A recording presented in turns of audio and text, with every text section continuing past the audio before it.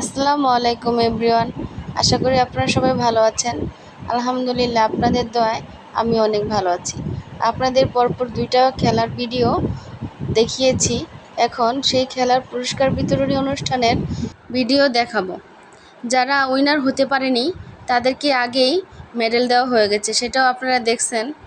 এখন যারা উইনার হয়েছে তাদেরকে মেডেল দেওয়া হচ্ছে। সকল দলের কোচকে মেডেল দেওয়া হবে। ও পেয়েছে গোল্ডেন বুট, তাই ওকে ম্যান অফ দ্য ম্যাচ বলা হয়েছে।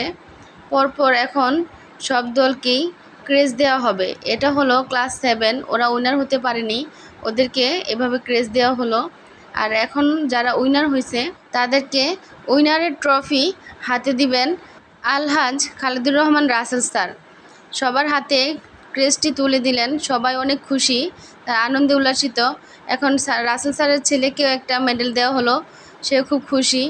পরপর সকল ক্লাসের কোচকে রাসেল স্যার মেডেল দিলেন।